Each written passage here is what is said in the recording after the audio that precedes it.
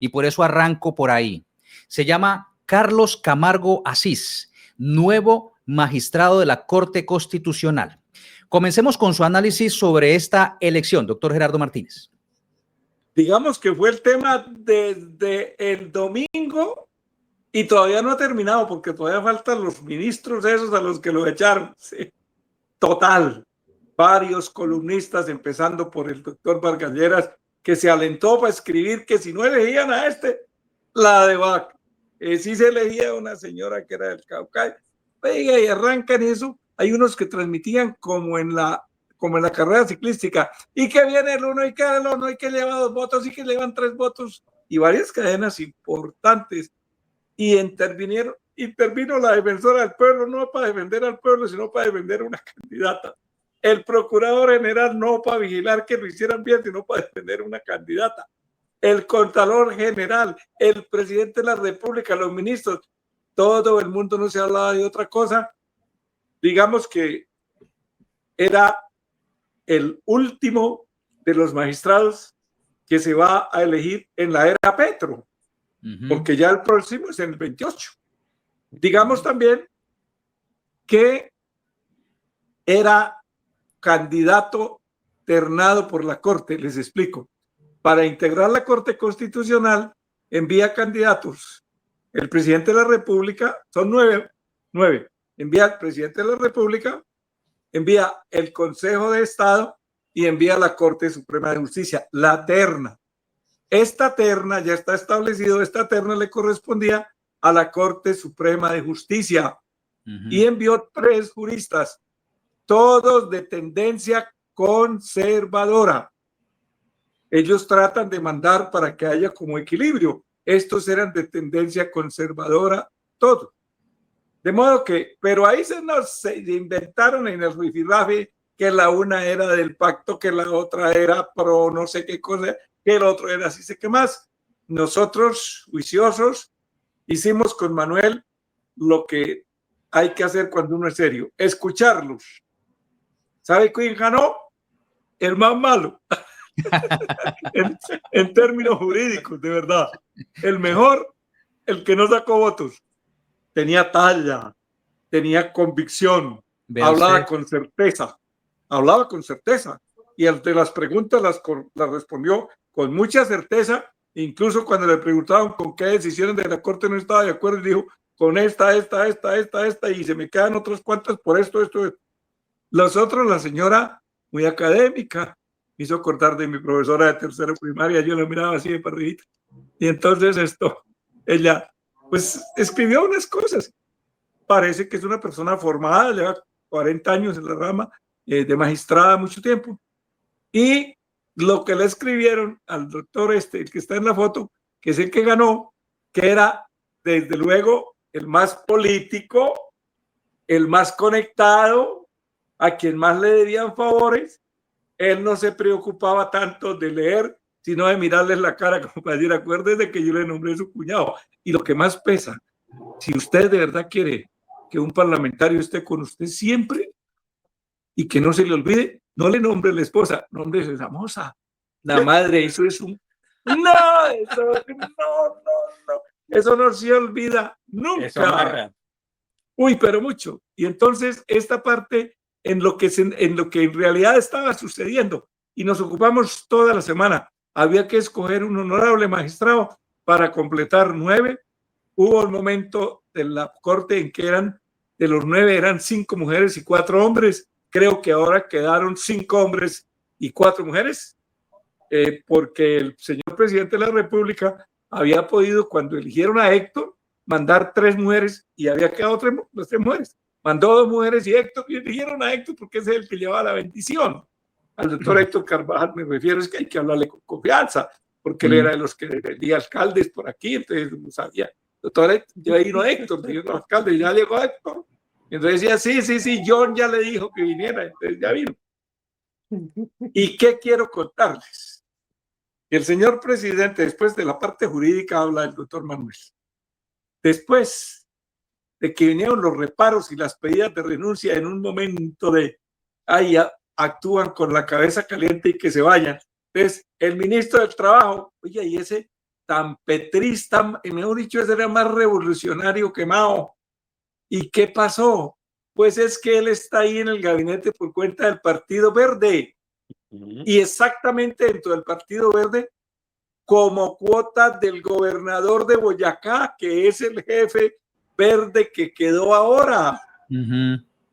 Y entonces, tan ingenuos, se les olvidó que el señor gobernador es socio burocrático del doctor, señor presidente de la República, pero es pariente del señor Camargo Asís porque él se casó con una Asís. Sí. El Camargo Asís y el papá de el suegro del señor gobernador que vive en Duitama. Acuérdense que hubo un escándalo ya en Paipa, perdón, por unos terrenos. Entonces, pues pariente, imagínese. Y a la pobre señora esa que había sido secretaria de la Comisión Cuarta del Senado, la doctora Morales, que la habían nombrado ministra por cuenta de los disidentes liberales que no estaban con Gaviria y se fueron con el gobierno, también la echaron porque no consiguió los votos, creo que ni siquiera mantuvo el de Jaime Durán. Entonces, ok, que se va esa señora. ¿Y por qué? Y el otro pobre, el de las TIC, porque esa es la cuota de la U. De la U. De la U, sí. Francisco. De Vivian Francisca, y tampoco cumplieron, pero les toca seguir echando porque imagínense, la ventaja fue de 21. 21 es más numerosa que la mayor de las bancadas que hay en el Parlamento, que es de 20. De modo que esa fue, las anécdotas fueron superiores a la esencia, porque creo que ninguno les paró bolas. Y las preguntas que fueron de Aida Bella, que preguntó por las mujeres femeninas, de la China, de la Jubilado, que hizo una pregunta como interesante, y ya ni me acuerdo nosotros, es que cuando preguntan, ¿usted va a prender la luz o va a pedir al secretario que lo prenda? No, yo le digo al secretario, bueno. Eso hizo que lo superficial, el rifirrafe, lo anecdótico, lo por qué uno se fue, por qué otro llegó, por qué la señora vicepresidenta quería votar a pesar de que su partido, el Partido Cambio Radical, le había dicho que no, porque por los cuentas que tenían, todo eso copó la semana, copó el mundo político y nos sigue teniendo aquí enredado. De modo que la Suprema Majestad de la Corte Constitucional, una semana en que la manosearon, como dijo Rodolfo. ¿Qué fue lo que dijo Rodolfo? Pues manoseadas, ¿que qué? No. No se puede repetir. No se puede repetir. No, por respeto con nuestras paisanas. Por respeto con Puerto Wilches, sí. Bueno, no, sí, la elección del nuevo magistrado de la Corte Constitucional terminó siendo un pulso político muy fuerte entre la derecha y la izquierda colombiana, y por supuesto en el Congreso de la República eso quedó evidente. Hubo fiestas, celebraciones, se abrazaban los congresistas de la oposición. Era impresionante cómo celebraban la elección de un magistrado como si fuera la elección de un político. Eso sorprende y un poco llama la atención, pero desde el punto de vista jurídico, que lo alcanzó a tocar un poquito Gerardo, Manuel, ¿qué perfil tiene el nuevo magistrado y qué análisis haces de la elección? Bueno, más notorio es que es calvo, el resto no se va a ver más nada. No, el perfil de Camargo, digamos que puede uno inferirlo de la labor que adelantó como defensor del pueblo, porque Camargo fue defensor del pueblo, sobre todo en un momento tan difícil de la sociedad en Colombia y también en parte de todo lo que nos tocó vivir con la pandemia y luego con el estallido social, que fue una de las críticas que intentaron sembrar para cuestionar la designación su designación como magistrado de la Corte Constitucional. Digamos que ahí está el talante, ya lo conocemos, es un hombre que jurídicamente no se le nota el peso, muy contrario, lo comentábamos con Gerardo el miércoles, la intervención y la presencia de Tobar. Creo que era el que, si era por méritos y por conocimiento y por desempeño y por trayectoria además académica y, en fin, él era el que debía ser elegido, pero las cosas en la política se manejan completamente distintas y terminó ganando Camargo. Pero digamos que jurídicamente, ¿qué puede uno revisar ahí? Muy poco. ¿Por qué? Porque los impedimentos que era un tema también que se discutió mucho, que se plantearon en la plenaria del Senado, fueron resueltos. La oposición cometió una torpeza garrafal en presentar, en ser absolutamente transparentes. Eso está bien, porque hay que ser transparente, pero en política también hay que ser oportuno. Ya a Isabel Zuleta le habían resuelto el impedimento para efectos de que podía participar que no debía participar en la comisión de acreditación, que había presentado el impedimento limitado a esa actuación, y volvieron y lo llevaron. ¿Cuál fue el impedimento de ella? Que yo en últimas no me quedó claro, porque era para no ser de la comisión escrutadora, pero no más. No, de la comisión de acreditación, Gerardo. De acreditación. En el proceso de nombramiento, en el cumplimiento de esa competencia que tiene el Senado, en este caso de elegir al magistrado de la Corte Constitucional, de la terna que le envían o el presidente o el Consejo de Estado o la Corte Suprema, como lo explicó Gerardo, en este momento era la oportunidad del ternado de la Corte Suprema de Justicia. Al interior del Senado conforman una comisión de acreditación, que es para verificar que los ternados cumplen con los requisitos para efectos de poder proceder a la designación. A pesar de que ya la Corte Suprema había hecho ese ejercicio, porque de no cumplir con los requisitos, pues no hubieran formado parte de la terna, pero hay una comisión de acreditación al interior del Senado. Isabel Zuleta presentó un impedimento para efectos de participar en la comisión de acreditación, se lo habían resuelto y volvió y lo trajo a colación a plenaria.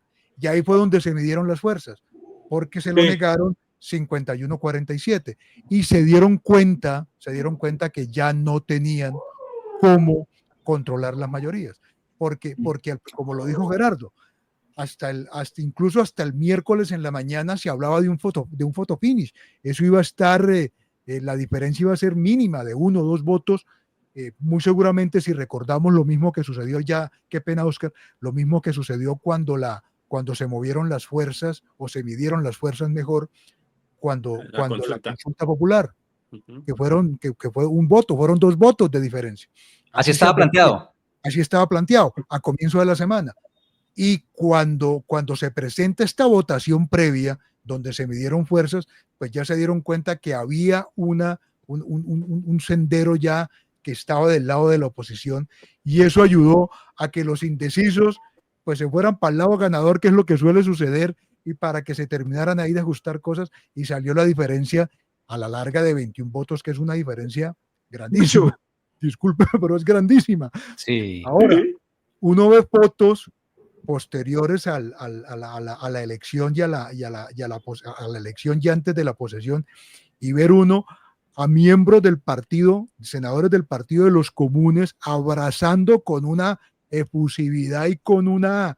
Eso no son abrazos protocolarios, Gerardo, eran abrazos de como que ganamos, una berraquera. Sí. Ver a Gloria Flores abordando al magistrado, al electo, también con una sonrisa. Uno dice, hombre, aquí yo creo que la culpa no fue únicamente de los de la U, ni de los del Partido Liberal, no. Ahí cayeron todos, y por supuesto el gran derrotado, Benedetti. Yo no sé, pues siendo él el ministro que tiene que encargarse de las relaciones entre el Congreso y el gobierno, pues aquí el gran derrotado es Benedetti. No le pasó, no alcanzó a hacer el papelón que hizo Sanguino cuando lo vimos tocando la puerta del salón de plenaria. No, qué vergüenza. ¡Qué como estaba vergüenza!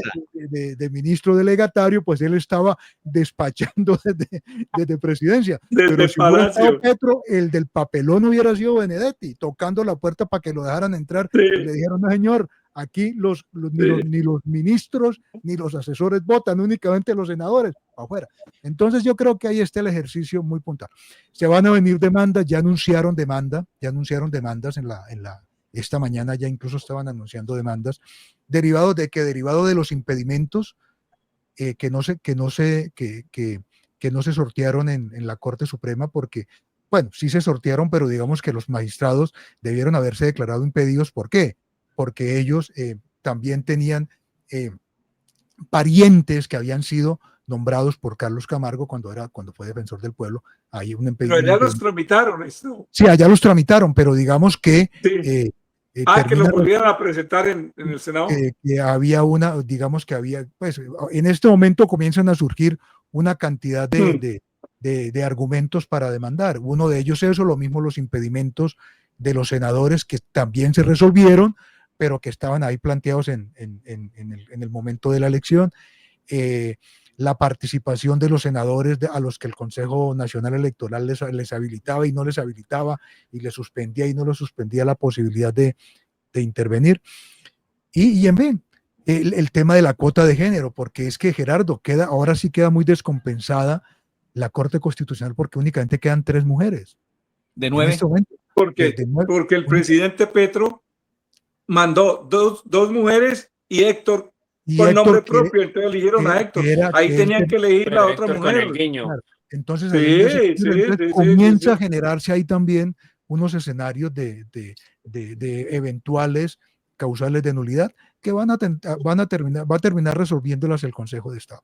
Vamos a esperar, y eso, digamos, es el planteamiento. Ahora, perdón, antes de terminar, los coletazos los vamos a seguir ¿Más? viendo, no solamente de lo político, bueno, de lo político y lo jurídico-político, Gerardo, porque el mismo miércoles, el Consejo Nacional Electoral aprobó la decisión del MAIS y progresistas.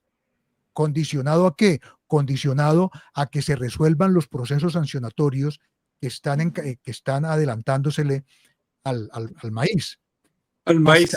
El lunes, el MAIS. El lunes el ponente había presentado, perdónenme la redundancia, ponencia negativa para la decisión.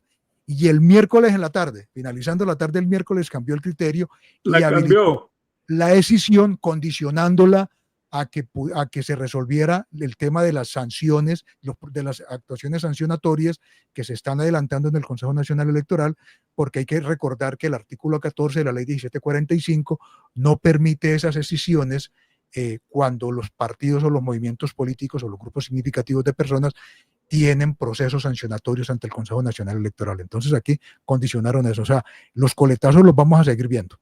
¿Sí? Qué criterio tan bueno el de ese, que es Amario, entre otras cosas.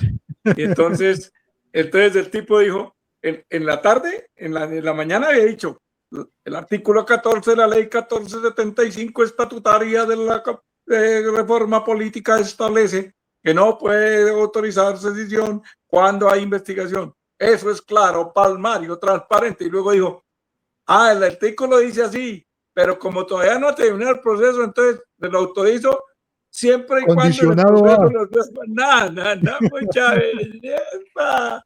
Me parece, ¿sabe qué es lo peor que tiene? Ay, ¿será que no puedo volver a Bogotá porque no me dejan entrar en Bogotá? ¿De dónde es egresado el señor nuevo magistrado? De la Sergio Arboleda. Camargo de la Sergio Arboleda, claro, debió haber sido compañero de pupitre de Duque y del exfiscal, seguramente. Sí, pero claro, y el más importante, el más sabio de esos fue el fiscal. Barbosita. Claro. Y el segundo sabio era Duque. Y el tercero es Richard. Placa y todo. Richito es de allá. Que ahora es doctor, sí, se graduó de doctorado. Sí, y el otro, el otro es abogado de la Sergio, especializado en administrativo de la Sergio y doctor en Derecho de la Sergio.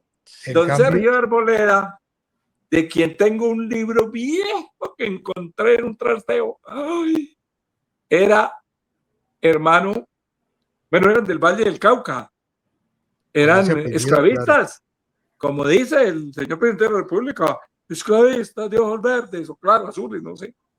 Oiga, el tipo, nada, no era requete godo, más que el hermano que hacía versos. Y cuando llegó ese tema y de los esclavos, ellos fue de los que hicieron propuesta que ellos los liberaban, pero tenían que pagarle el precio y los vendían. Y así me estilo, calcule cómo escribe. Y entonces les dio por ponerle, cuando tenían que ponerle el nombre de Sergio Arboleda a un coliseo de ferias, lo pusieron a una universidad. Y esa universidad le han mantenido magistrado en la Corte Constitucional. Este es el segundo, el otro fue el Pretel. Y entonces, pues uno mirando, bueno, tiene razón Richita en ser una luminaria, creo que es non plus unus o tesis laureada en la universidad con laude. Allá también estudió Camilito Arenas. No sé si se graduó, sí, no sé si se Estaba graduó estudiando allá, no sabía que esa universidad, pero sí estaba estudiando en Bogotá. Sí, pero al final creo que no se graduó allá porque vieron los únicos de la A que se pueden graduar aquí no son los Arena, son los Abello y los Arau. Entonces, esos son los egresados de allá. No es como los egresados de Metropolitano, que son del Sagrado Claustro de los Dominicos y de la Casa del Diablo. Y de la Casa del Diablo. Que sepan cómo es la boda. Bueno, pero es bueno recordar quién es Carlos Camargo, ¿no? Él nació en Cereté, Córdoba, lugar donde se le conoce porque es muy cercano, precisamente como lo decía el doctor Gerardo, al ex magistrado Jorge Pretel, quien fue condenado en su momento. Y que también era de CRT. Sí, y que también era muy cercano al procurador santanderiano, a Alejandro Ordóñez. Gracias a esa amistad, pues por la universidad, sí, él logra tener mucho acercamiento con Carlos Ariel Sánchez, quien fue en su momento registrador nacional. Por eso llega a ser secretario general de la Registraduría de la República, de la Nación y del Estado Civil. Y esto, en ese cargo comienza, ¿a dónde voy? El nuevo magistrado, más que por sus reconocimientos jurídicos, tiene mucho más reconocimientos políticos. ¿Y por qué lo digo? Porque él sabe jugar muy bien las fichas. Cuando llegó a la registraduría, ¿qué hizo? Pagar los favores. ¿Y cómo lo hizo? Nombrando a todos los familiares o amigos cercanos de aquellas personas que lo ayudaron a elegir en ese cargo. Y de ahí abonó el camino, ¿para qué? Para que desde ahí lo nombraran como magistrado del Consejo Nacional Electoral, donde tiene experiencia en lo electoral, sí. Claro. Yo sé que Gerardo está pensando lo mismo que yo voy a decir. No le nieguen los méritos a la suegra del Camargo. Todos los méritos son de ella, por Dios.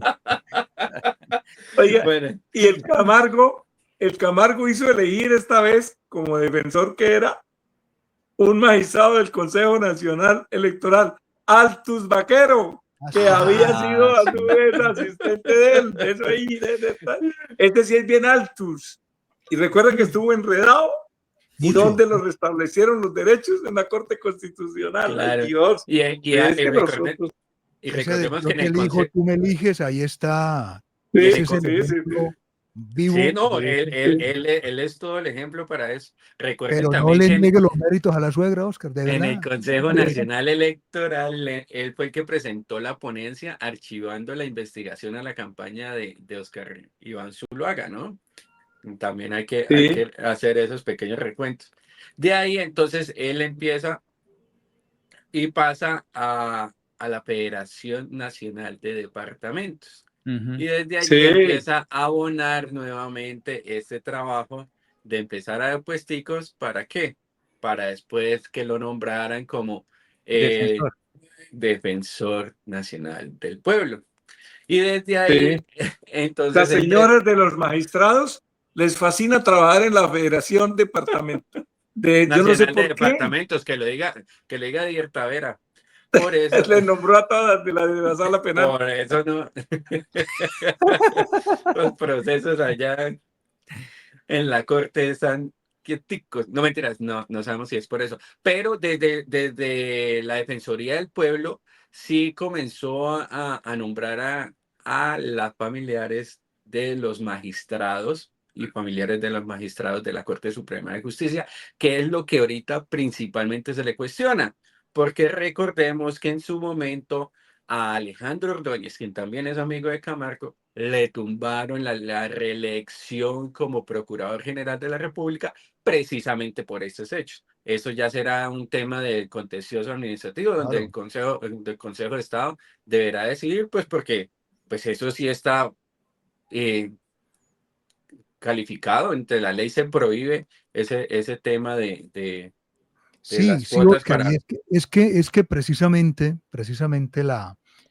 pues dentro de los principios que rigen la función pública y la función administrativa, y en la parte general del Código General del Proceso, establece unas limitaciones, del Código General del Proceso, no del CEPACA, del Código de Procedimiento Administrativo y de lo Contencioso Administrativo, establece precisamente unos principios en lo que tiene que ver con el equilibrio y con la transparencia, que en lo que tiene que ver con la designación de funcionarios, hay que declarar el impedimento para efectos de cuando se ha estado en una situación como esa, cuando se ha propuesto a una persona o cuando la persona a quien se va a elegir ha designado, ha hecho favores, en este caso con la designación de nombramientos a favor de familiares, etcétera.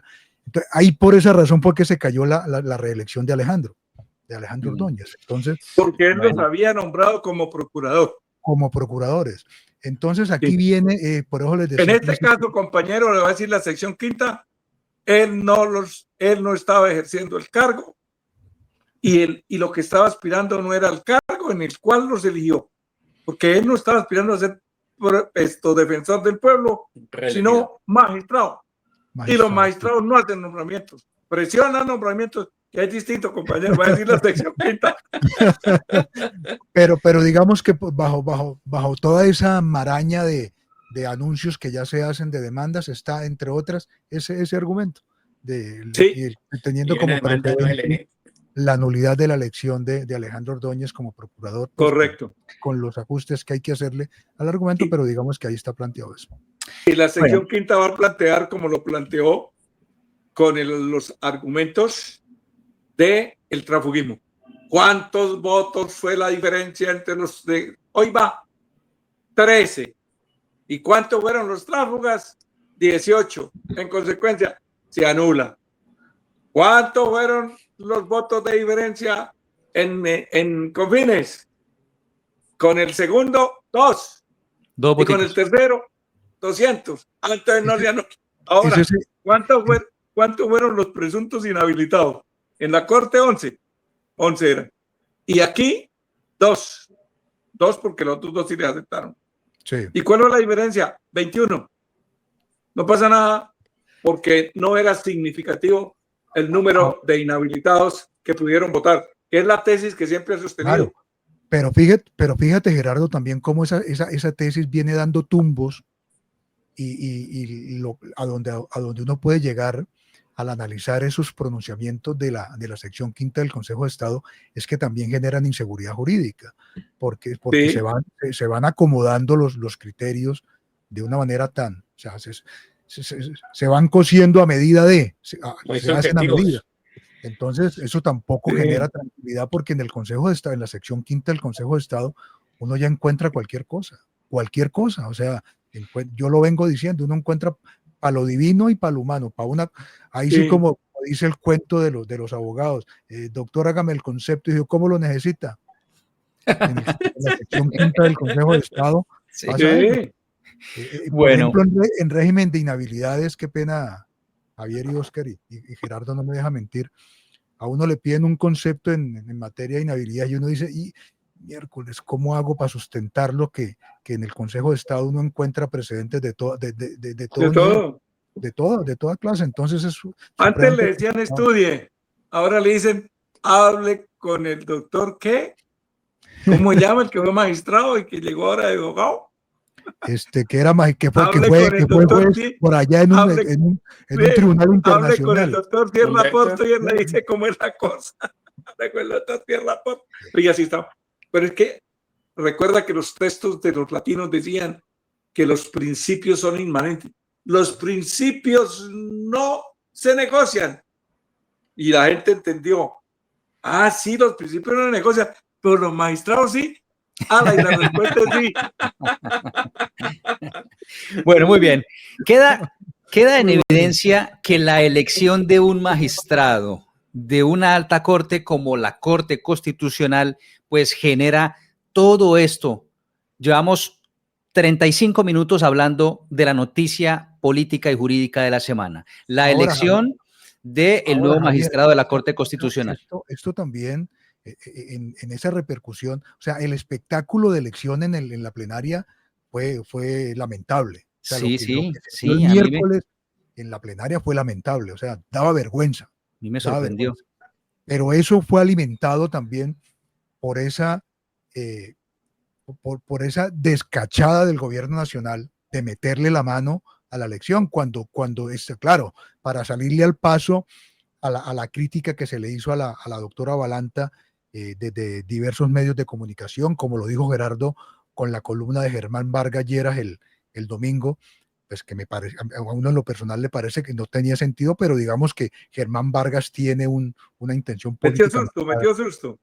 Sí, metió susto, entonces viene el gobierno a decir es que hay que la señora Balanta tal cosa, y ahí se armó el pandemonium y se vio. Pero además es realmente sorprendente y bochornoso que, teniendo en cuenta que nuestra democracia se fundamenta en un principio fundamental que es la separación de poderes, el presidente de la República, Gustavo Petro, reconozca en un trino que estaba respaldando a uno de los ternados, a la señora Balanta. Lo reconoció él cuando dijo que criticaba a los senadores porque la habían estigmatizado y que no sé qué, que nosotros, dice el presidente, nosotros la respaldamos porque era no sé qué. O sea, no tiene por qué respaldar a ningún de los ternados. El gobierno nacional tiene que quedarse por fuera, solamente como espectador en la elección de un magistrado de una alta corte. Solo debe participar cuando vaya a ganar, como hizo con Marín, con Vladimir, que era el abogado de él. Sí, es Dios, claro. Primero mandó al que era el abogado de él en Palacio, y lo hizo elegir. Y luego mandó a Héctor, que era el abogado de él, en los pleitos, y también lo hizo elegir.